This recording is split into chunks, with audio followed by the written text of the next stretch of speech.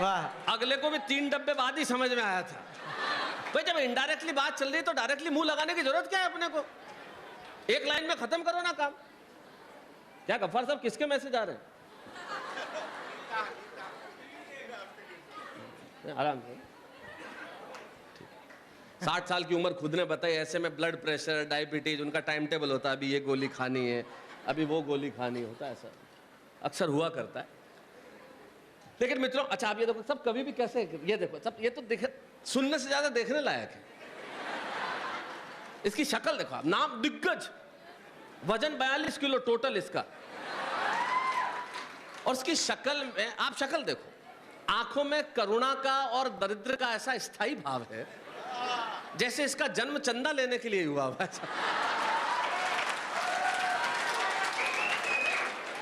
आदमी क्या है, रसीद बुक है, और मूछ के नाम पे ऐसा है जैसे किसी मजदूर ने तनख्वाह लेके अंगूठा लगा दिया हो। उज्जैन में रहता है, मैंने कहा, एक बार पूछा किधर जा रहा है? बोले भाई साहब जिधर की हवा। अपने तो मर्जी से चलते ही नहीं, जिधर हवा चल रही है अपन भी निकल लेते हैं। कमाल के लोग हैं, एक से बढ़कर एक है। ये संजय झाला बहुत बढ़िया। लेकिन मैंने आपको बताया कि हमारे यहाँ वेस्टेज कुछ नहीं होता। देखो हम जानते हैं, मैं बहुत माइन्यूट ऑब्जर्वेशन का आदमी हूँ, और हम इसलिए कुछ भी वेस्ट नहीं करते क्योंकि हमारी टाइमिंग बहुत एक्सपर्ट है। हम लोग जो चीज टाइम पे करते हैं वही कर सकते हैं, और हम टाइमिंग के एक्सपर्ट इसलिए हैं। आप सुनना अध्यक्ष महोदय, बहुत काम की चीज आपके जीवन में काम आएगी, मैं बता रहा हूं आप। हम लोग टाइमिंग के एक्सपर्ट इसलिए हैं, ये मेरी टिप्पणी बड़ी मशहूर हुई, और ये मशहूर क्या हुई, बचपन से हमने यही किया है। हम मारवाड़ी लोग टाइमिंग के एक्सपर्ट इसलिए हैं कि हम सबके सब लोग चाय में पार्ले जी बिस्किट डुबो के खाने वाले लोग, और उसमें सबसे इंपॉर्टेंट है टाइमिंग। टाइमिंग। बिस्किट 1 सेकंड जल्दी उठा लो, कठोर का कठोर, 1 सेकंड देरी कर दो, ढूंढते रह जाओगे। और फिर आदमी कितना ही बड़ा कारीगर क्यों नहीं, ढूंढता जरूर है, किधर गया यार ये। तो हम लोग वो हैं, हम लोग चांद पे चले जाए, प्लॉट काट के बेच दे, हमारा तो कारोबार अलग है। अच्छा हमारे घर में कुछ वेस्ट होता है कि हमारे घरों में हमें चीज साफ करनी हो तो हम आवाज क्या देते हैं लड़के को, गंदा कपड़ा दे। बोले क्यों? हमें टेबल साफ करनी है। हम गंदे कपड़े से चीज साफ कर लेते हैं। घर में पापड़ के टुकड़े बच जाए तो भाभी जी सब्जी बना लेते हैं। हमारे यहाँ कुछ वेस्ट होता है क्या? आदमी का ब्रश टूटता है तो फेंकता थोड़ी है, उसे 3 साल तक नाड़ा डालेगा लेकिन फेंकेगा नहीं जिंदगी भर। और वेस्टेज तो हमारे यहाँ बर्दाश्त होता नहीं। छाजर साहब, आदमी कितनी बड़ी कंपनी का मालिक क्यों नहीं हो, इनके घर में टूथपेस्ट खत्म हो जब जाके देखो, आदमी बेलन से 3 दिन का निकाल लेता।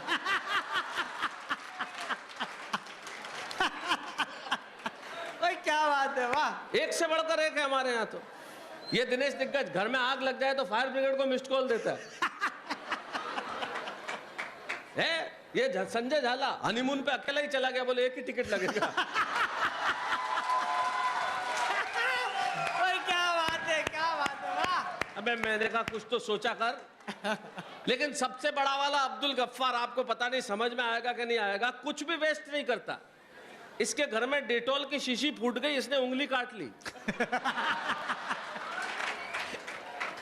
अरे क्या बात है। शाम तक बैठा रहा, साला वेस्ट नहीं होना चाहिए। और हम वेस्ट इसलिए नहीं करते क्योंकि हम में, ये जो हम मारवाड़ी है, सुनना कि हम में और सारी दुनिया में बहुत बड़ा फर्क है।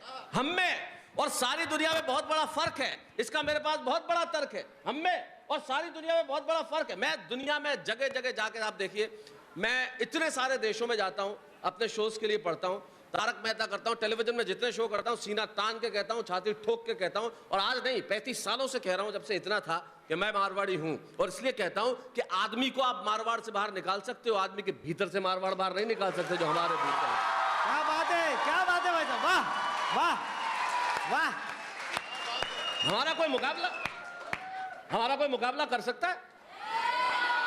दुनिया में कोई माटी ऐसी पैदा नहीं हुई जो हमारा मुकाबला कर ले दुनिया में। अब ये इतने लंबे लंबे वाक्य बोलते हैं। हमारे से बोला, इनसे अब सुदीप भोला जबलपुर का, इसको पूछो तूने खाना खाया? नहीं भाई साहब, रास्ते में लेट हो गया था, खाना नहीं खाया, ढाबा नहीं मिला। 3 किलोमीटर लंबा सेंटेंस। इससे पूछा खाना खाया तो अंग्रेजी में, नहीं भाई साहब, I did not eat food. पूछो मारवाड़ी से, खाना खाया?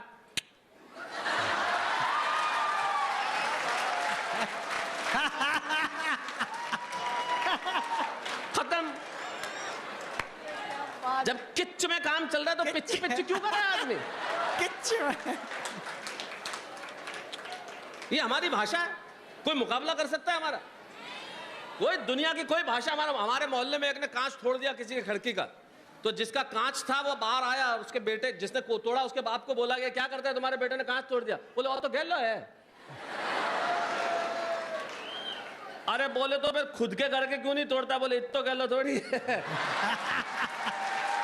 अरे क्या बात है, क्या बात है, वाह वाह, क्या बात है।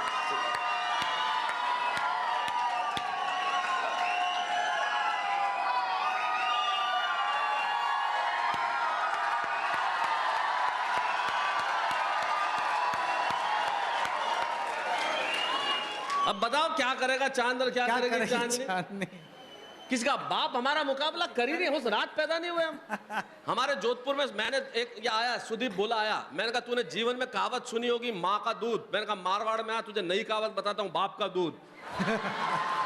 बोले कैसे? मैंने कहा तू आ तो सही, जोधपुर आया ये, वहां एक हमारे दुकान है दूध मंदिर। मैंने कहा वहां जा, एक गिलास दूध पी और बगैर पैसे देके भाग जा। इसने दूध पिया, बगैर पैसे दिए भाग गया। पीछे से दुकान वाला था, बाप रो दूध है। अरे अरे क्या,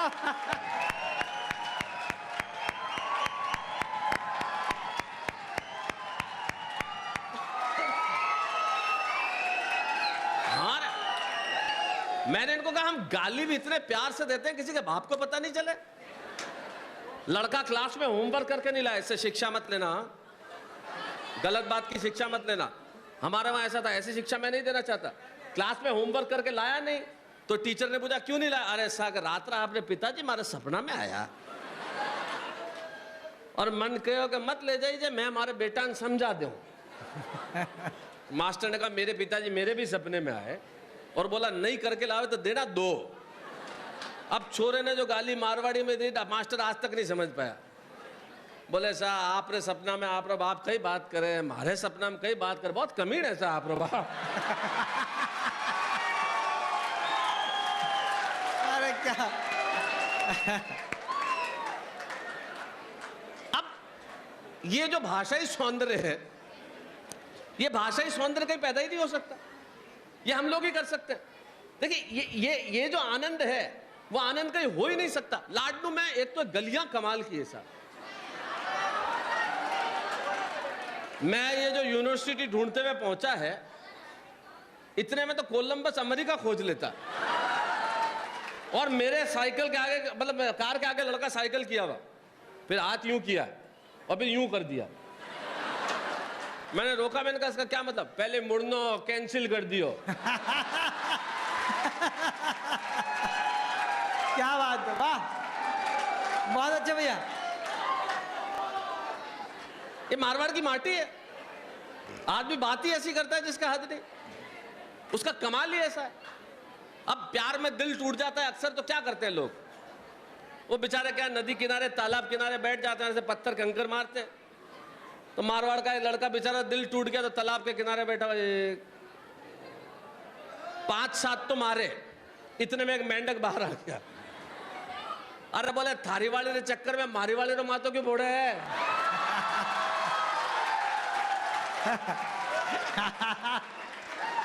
क्या बात है।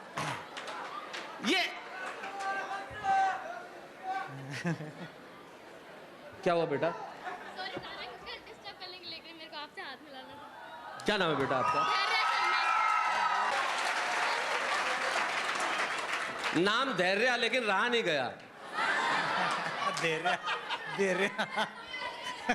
लेकिन इनके माँ बाप को प्रणाम करना चाहता हूँ, ये होता है असली मारवाड़ी। बोला 5000 लोगों की भीड़ में फेमस होना है, चली जा बेटा, देखी जाएगी।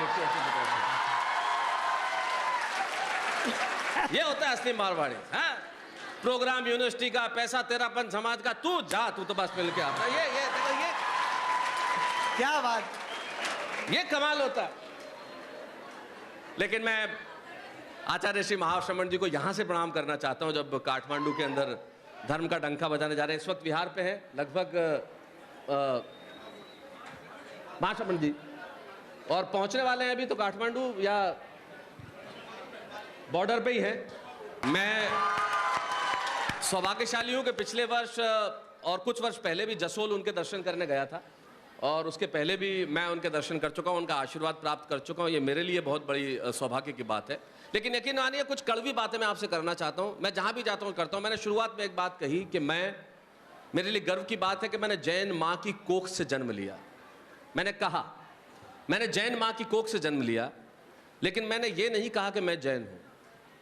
मैं कभी नहीं कहता कि मैं जैन हूँ। मेरी पीड़ा को समझना। मैं इसलिए नहीं कहता कि मैं जैन हूं क्योंकि मैं जैन हो नहीं पाया। जिस दिन मैं जैन हो गया समझ लूंगा मैं इंसान हो गया। वाह।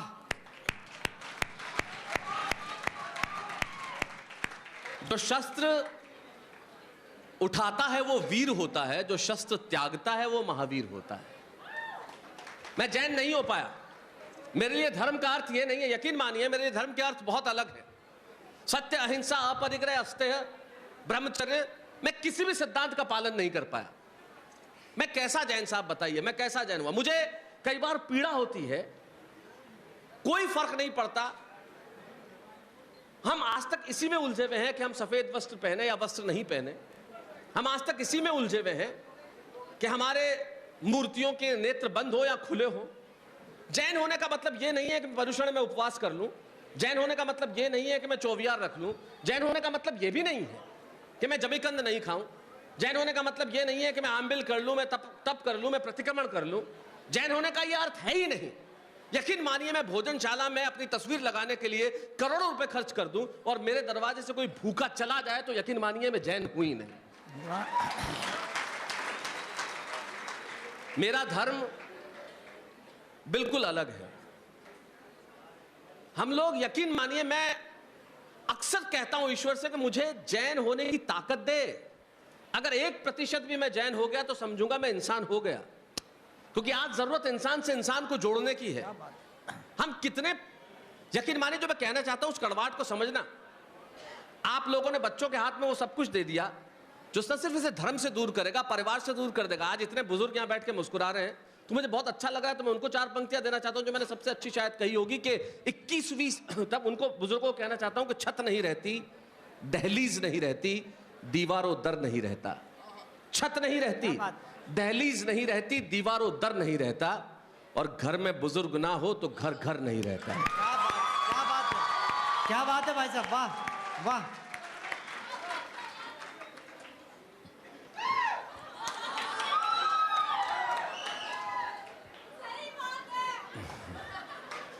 सही बात आप भी कीजिए। आप इस समाज को नेतृत्व देंगी। मुझे बताया चला है आज जब मैं पढ़ रहा था, छाजेड़ जी ने, अध्यक्ष महोदय ने बताया कि यहाँ पे नारी शक्ति, चरित्र निर्माण के लिए इतनी बात हो रही है।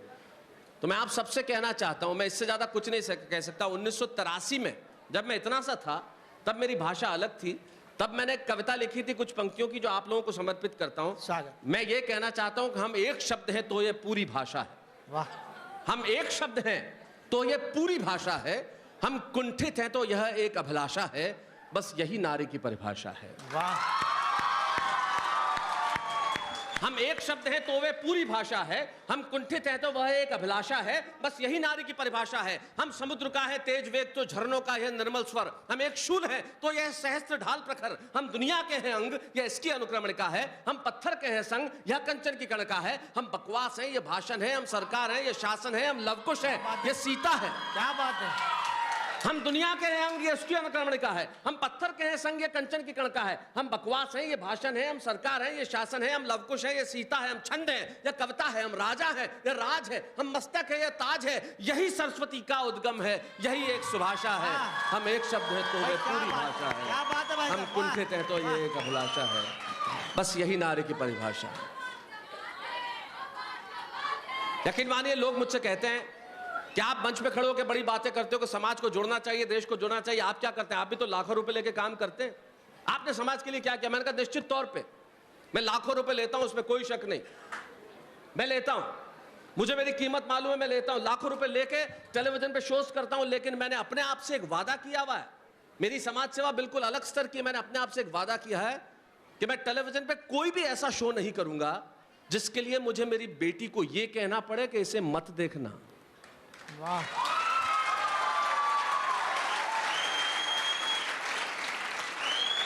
टेलीविजन के में हास्य के नाम पे हम क्या देखते हैं? मुझे बड़ा गुस्सा आता है कई बार। हास्य के नाम पे हम क्या देखते हैं? एक ऐसी दादी जो हर आने जाने वाले व्यक्ति को चूमना चाहती है, एक ऐसी बुआ जो अपने शादी के लिए इतनी बेताब है कि फूहड़ मजाक करती है, एक ऐसा पति जो अपनी पत्नी को उसके शारीरिक संदर्भों के लिए दिन भर टोकता है। मुझे गर्व है कि मैं एक ऐसे कार्यक्रम में काम करता हूं जिसमें एक बेटा बात बात पे अपने बाप के पांव छूता है। मैं एक ऐसे कार्यक्रम में काम करता हूं, क्या बात है, वाह, जिसमें एक पोता अपने दादा की उंगली पकड़ के चलता है। मैं एक ऐसे कार्यक्रम में काम करता हूं जिसमें सारे धर्मों के लोग एक सोसाइटी में रहते हैं। और सबसे बड़ी बात, मैं एक ऐसे कार्यक्रम में करता हूं जिसमें 10 बार हम जय जिनेंद्र बोलते हैं। मैं उस कार्यक्रम में काम करता हूं।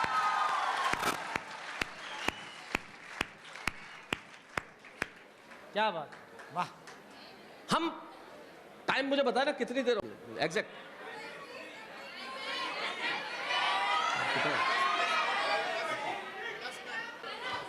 हाँ, मैं कर लूँ, बिल्कुल चिंता मत की। मैं ये चलिए कोई बात नहीं, ये आप लोगों की मोहब्बत है, यकीन मानिए, बहुत अच्छा लगता है। और राजस्थान की माटी को मैं तो इतना अच्छा लगता है क्योंकि मैं सारी उम्र यहीं पला, यहाँ बड़ा। दिनेश ने कहा कि मैं अपनी ज़मीन नहीं छोड़ पाता, इसीलिए नहीं छोड़ पाता कि इस माटी की यादें इतनी कमाल की है। और आज भी मैं मारवाड़ आता हूं तो यूं लगता है कि माँ की गोदी में आ गया हूं। मैं मारवाड़ आता हूं तो यूं लगता है कि इसका आंचल मेरे सर पे है, क्योंकि अपनी धरती और यहाँ रह के भी मैं जहाँ पहुंचा वो आप लोगों की मोहब्बत और प्यार ने पहुंचाया। तब मैं कहता हूं कि हम में और सारी दुनिया में बहुत बड़ा फर्क है। मैं बताता हूं कि हम लोग चीज क्या है गफ्फार साहब। हम में और सारी दुनिया में बहुत बड़ा फर्क है, इसका मेरे पास बहुत बड़ा तर्क है। हम मारवाड़ी हैं क्या? हम में और सारी दुनिया में बहुत बड़ा फर्क है, इसका मेरे पास बहुत बड़ा तर्क है। स्पेलिंग देख लो, MARVADI, मारवाड़ी की स्पेलिंग देखो, MARVADI। हम में और सारी दुनिया में बहुत बड़ा फर्क है, इसका मेरे पास बहुत बड़ा तर्क है। स्पेलिंग देखो, MARVADI, M से MTNL, A से एयरटेल, R से रिलायंस, V से वोडाफोन, A से एयरसेल, D से डॉल्फिन, I से आइडिया। सारी दुनिया में अपना नेटवर्क है। बताओ कितना बड़ा। क्या बात है, वाह, बहुत अच्छा भाई साहब, वाह, सुपर। सारी दुनिया में अपना नेटवर्क है। हम चांद पे चले जाए, प्लॉट कॉट के बेच दे, हमारा तो असर ही कमाल का है। हम लोग ऐसे लोग हैं। मैं चाइना गया एक बार प्रोग्राम शेनजेन, ये संजय झाला मेरे साथ में था। अब एड्रेस पता नहीं, जिसको सब चिंगमांग चू, किसी को ना हिंदी समझ में आवे ना इंग्लिश। अब ये घबराने लगा। संजय झाला बोले कैसे जाएंगे, तो कोई एड्रेस ही नहीं मिलेगा, यहाँ तो आया ही नहीं कोई। अरे मैंने कहा चिंता मत कर, मारवाड़ी तेरे साथ है, तो चिंताएं मत कर, कहीं भी पहुंचा दूंगा। मैं चाइना के शेनजेन के चौराहे पे ये पेन निकाल के खड़ा हो गया, यही वाला, और खड़ा खड़ा करता रहा। 5 रुपए का एक, 5 रुपए का एक, 5 रुपए का एक। 2 घंटे तक किया मैंने 5 रुपए का एक। 2 घंटे बाद एक आदमी आया, बोले भैया यहाँ हिंदी कोई नहीं समझेगा। मैंने कहा बता एड्रेस। क्या बात है, वाह। ये इनडायरेक्ट तरीका नहीं, को जो जिस ट्रैक पे निकल गया उसी ट्रैक पे। तो हम लोग तो वो हैं, तो हम कहीं से भी धंधा कर लें। चाइना क्या, कहीं से भी धंधा कर लें। मेरे चाचा जी हैं, मोटरसाइकिल, गफ्फार सुनना, मोटरसाइकिल। मेरे चाचा जी हैं, उनका थोड़ा सा प्रॉब्लम क्या है बेचारों का, उनके वर्ड जो हैं वो बाद में निकलते हैं, एक्सप्रेशन पहले आ जाता है। एक दिन आया मेरे पास सुबह, बोले, मैंने कहा क्या? मैंने कहा क्या? मोटरसाइकिल? हाँ। तो मैंने कहा क्या हुआ मोटरसाइकिल? बाजार जाओ तो। हाँ, तो मैंने कहा बाजार जा रहे थे तो क्या हुआ? बोले बाजार जा रहा था, रास्ते में एक गांव वाले की धोती क्लच में अटक गई। तो मैंने कहा फिर? पाट गई। मैं कही, बोले धोती। मैंने कहा फिर? बोले धोती पार्टी, मैं जाऊन लागो, वो मारो, हाथ पकड़ लियो, कट जावे। मैं कहा क्यों? बोले धोती फटी है, पैसा दे। मैं पूछो कितना रही है? बोले 70 रुपए। मैं 70 रुपए दिए। अब वो जाने लगा, मैं हाथ पकड़ लियो, कट जावे। बोले क्यों? बोले पैसा दिया, धोती दे।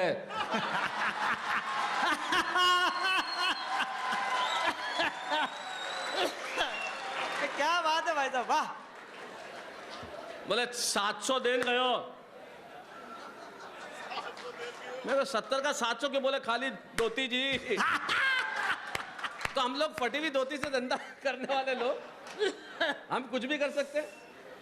हमारे मोहल्ले में एक ने साड़ी की दुकान खोली, अगले ने इतनी बारीक बात कर दी कि आपको समझ में आ गई तो मजा आ जाएगा। मुझे देख के बोला, भाई साहब भाभी जी के लिए साड़ी चाहिए या कोई ढंग की दिखाऊं?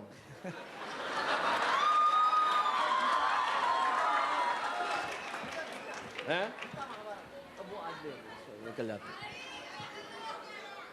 लेकिन मैं आपकी युवा पीढ़ी से कुछ कहना चाहता हूं और आप माँ बाप से कुछ कहना चाहता हूं। इस युवा पीढ़ी को जिस राह पे ले जाना चाहिए वहां ले जाइए। यकीन मानिए, मैं इनको देखता हूं तो मुझे बहुत दुख होता है।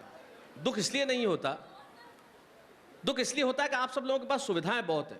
हम लोगों ने वो सब कुछ दे दिया जो आपने नहीं मांगा।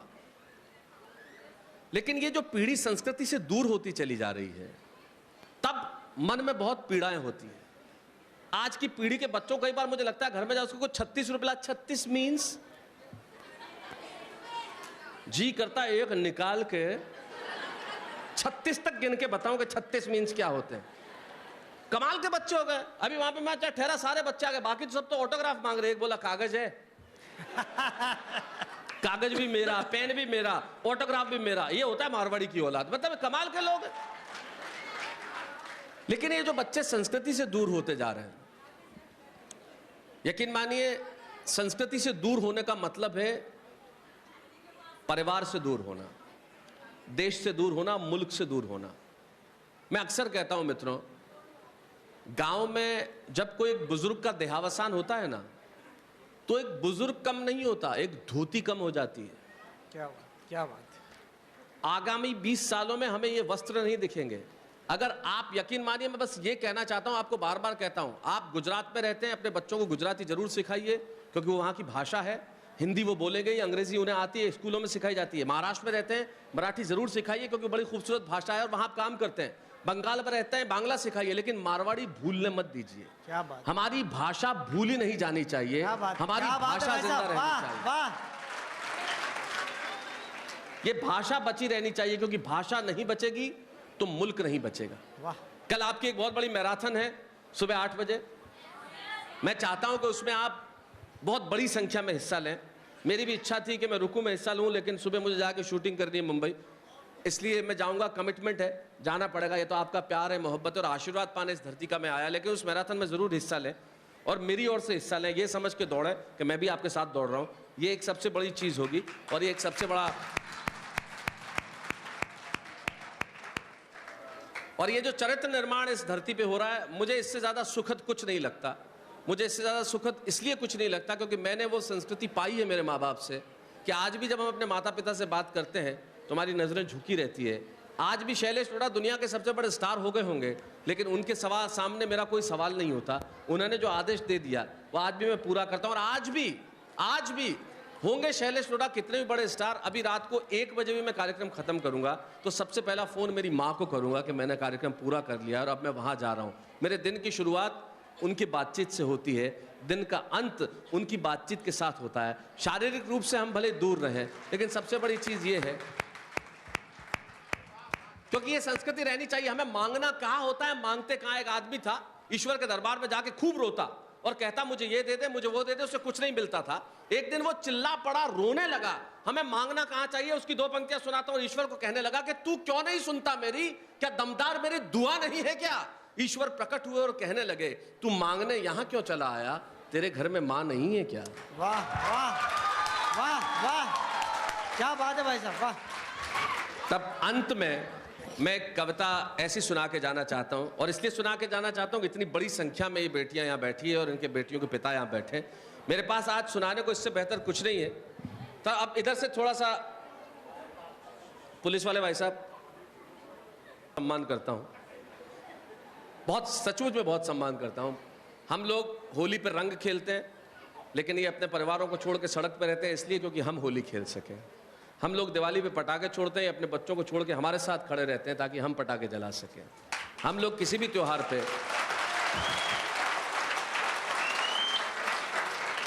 इसलिए पुलिस वाले जब जो कुछ मांगे चुपचाप दे दो।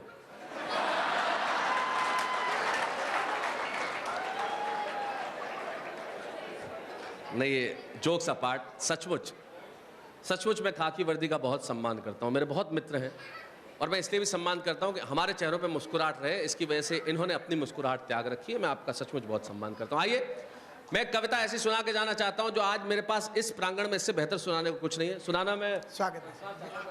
सुनाता हूं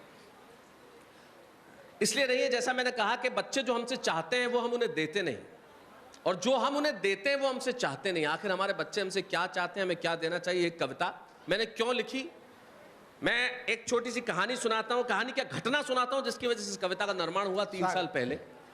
आप जानते हैं टेलीविजन शो करने में हमें हर रोज 8:30 बजे आपके सामने आना होता है। हमारे पास कोई भी ऑप्शन नहीं है, कोई भी बहाना नहीं है, कोई भी एक्सक्यूज नहीं है। हमें 8:30 बजे वहां मिलना है। हम बीमार हो, हमें काम करने की इच्छा नहीं हो, हमारा मूड नहीं हो, हमें करना पड़ता है क्योंकि हमने आपसे वादा किया है कि हम रोज वहां मिलेंगे। लेकिन एक डेली शो वाले की जिंदगी ऐसी होती है कि उसके पास सब कुछ होता है, समय नहीं होता। और एक समय ऐसा था 3 साल पहले, जब मैं तारक मेहता का उल्टा चश्मा, वाह वाह क्या बात है, बहुत खूब, नुक्कड़ के शेर, न जाने कितने शोज करता था। मेरे पास सब कुछ था, समय नहीं था। मैं मुंबई में 24 घंटे काम कर रहा। मेरी बिटिया जोधपुर में राजमाता स्कूल में पढ़ा करती थी उस वक्त। छोटी सी बिटिया उस वक्त वो पढ़ती थी, अब तो बड़ी समझदार हो गई है वो, समझदार तब भी थी। तब मैं राजस्थान उदयपुर में एक शो करने के लिए आया। सुना माशामणी जी, जो मैं कहना चाहता हूँ, इस कविता का जन्म क्यों हुआ, इन सब बेटियों को, इन सब माओं को, इन सब पिताओं को दे के जाना चाहता हूँ। इससे बेहतर मेरे पास आज कुछ है नहीं सुनाने को। मैं उदयपुर एक शो करने के लिए आया। राजेश साहब, तो मेरी बिटिया का मेरे पास फोन आया किसी काम से। उसने अंग्रेजी में सवाल किया, वेयर आर यू। वो मुझे बब्बू कहती है, बब्बू वेयर आर यू, आप कहाँ हैं। मेरे और उसके संपर्क भाषा थोड़ी अलग थी। मैंने कहा मैं उदयपुर में हूँ। तो बोले उदयपुर इज इन राजस्थान। मैंने कहा हाँ। तो बोले आप जोधपुर आ रहे हैं मुझसे मिलने के लिए। मैंने कहा नहीं, मैं कमिटेड हूँ, मुझे जाना है क्योंकि कल शूटिंग है, सुबह मैं रुक नहीं पाऊंगा, I have to go back, मैं जाऊँगा। मैंने फ़ोन रख दिया। 5 मिनट बाद उसका फ़ोन आता है और न जाने उससे कहाँ से सुना था जो उसने मुझ पर अप्लाई कर दिया। उसने अंग्रेजी में एक सवाल किया, what do you charge per day, आप एक दिन का कितना पैसा लेते हैं। मैंने कहा क्यों पूछ रही हो तुम मुझसे ये सवाल। बोले नहीं, अगले हफ्ते स्कूल में मेरा एनुअल डे है और मैं परफॉर्म करने वाली हूँ, एक बैले में हिस्सा ले रही हूँ और मैं चाहती हूँ कि आप मुझे देखें आके। तो क्या मैं प्रिंसिपल को कहूँ कि आपको एज ए चीफ गेस्ट बुलाए। यकीन मानिए मेरे पास सब कुछ था लेकिन इस सवाल का जवाब नहीं था। मैं उस दिन दुनिया का सबसे गरीब आदमी हो गया। मेरे पास सब कुछ था लेकिन इस सवाल का जवाब नहीं था। क्या लिखूं, वो परियों का रूप होती है या कड़कती ठंड में सुहानी धूप होती है। क्या लिखूं, वो परियों का रूप होती है या कड़कती ठंड में सुहानी धूप होती है। वो होती है उदासी के हर बरस की दवा की तरह या उमस पे शीतल हवा की तरह। क्या लिखूं, जितने पिता यहाँ बैठे हैं अपनी आंखों में तस्वीर उभारे, जितने बेटे और बेटियां बैठे हैं ये तस्वीर उभारे, जितनी मायां बैठी उन्हें लगे। क्या लिखूं, वो परियों का रूप होती है या कड़कती ठंड में सुहानी धूप होती है। वो होती है उदासी के हर मर्ज की दवा की तरह या उमस पे शीतल हवा की तरह। वो पहाड़ की चोटी पे सूरज की किरण है, वो जिंदगी सही जीने का आचरण है, वो आंगन में फैला उजाला है या मेरे गुस्से पे लगा ताला है। जब हम घर में आते हैं, आप कितने ही गुस्से में क्यों ना हो, जब बच्चा सामने आ जाए 1 मिनट के लिए आप शांत हो जाते। क्या लिखूं, वो परियों का रूप होती है या कड़कती ठंड में सुहानी धूप होती है। वो होती है उदासी के हर मर्ज की दवा की तरह, उमस में शीतल हवा की तरह। वो पहाड़ की चोटी पे सूरज की किरण है, वो जिंदगी सही जीने का आचरण है, वो आंगन में फैला उजाला है या मेरे गुस्से पे लगा ताला है। वो आकाश गंगा जो झिलमिलाती है, वो हंसी की नदी जो सिर्फ खिलखिलाती है, वो ताकत जो छोटे से घर को महल कर दे, वो काफिया जो किसी गजल को मुकम्मल कर दे। क्या लिखूं, क्या लिखूं, वो परियों का रूप होती है या कड़कती ठंड में सुहानी धूप होती है। वो होती है उदासी के मर्ज की दवा की तरह, उमस में शीतल हवा की तरह। वो पहाड़ की चोटी पे सूरज की किरण या जिंदगी सही जीने का आचरण है, वो आंगन में फैला उजाला है या मेरे गुस्से पे लगा ताला है। वो ताकत जो छोटे से घर को महल कर दे, वो काफिया जो किसी गजल को मुकम्मल कर दे। वो अक्षर जो न हो तो वर्णमाला अधूरी है, वो अक्षर जो न हो तो वर्णमाला अधूरी है। वो जो सबसे ज्यादा जरूरी है, ये नहीं लिखूंगा कि वो हर वक्त सांस सांस होती है, क्योंकि बेटियां तो सिर्फ एहसास होती हैं।